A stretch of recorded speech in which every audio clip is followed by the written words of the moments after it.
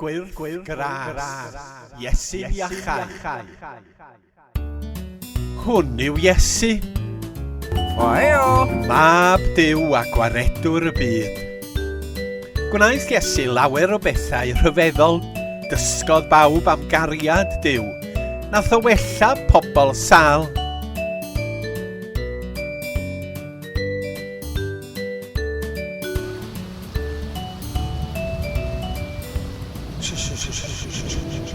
A hyd yn oed dawelu stormydd.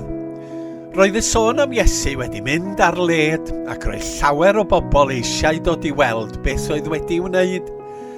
Ble bynnag oedd Iesu yn mynd, roedd llawer o bobl yn ei ddilyn. Aeth Iesu i'w dref ei hun a chlywodd pawb ei fod gartref.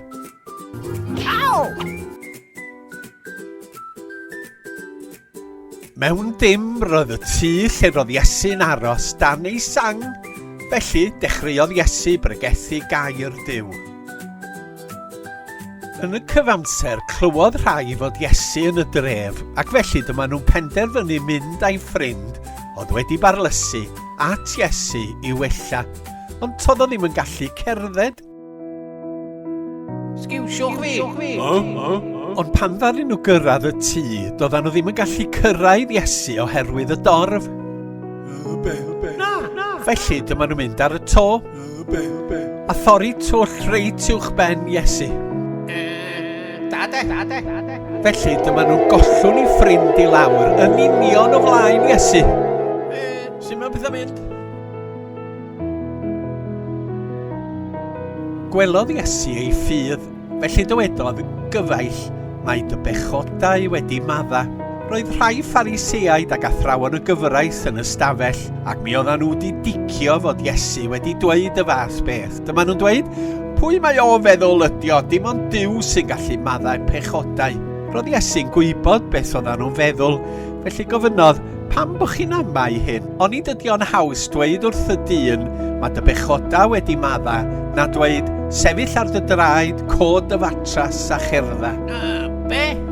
Aeth Iesu yn ei flaen i brofi iddyn nhw fod ganddo fo'r hawl i faddau pechod. Iawn. Felly dywedodd Iesu wrth y dyn oedd wedi barlysu, sefyll, coda dy fatras a dos adref. Gret. Safodd y dyn a chodi ei fatres.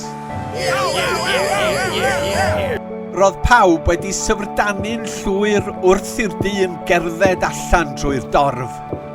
Roedden nhw'n rhyfeddu ac yn moli Duw gan ddweud, tydan ni rioed wedi gweld unrhyw beth tebyg i hyn. Ac roeddent yn credu fod Duw wedi anfon Iesu gyda'r awdurdod i faddau pechodau ar ddawn i wella'r cleifio.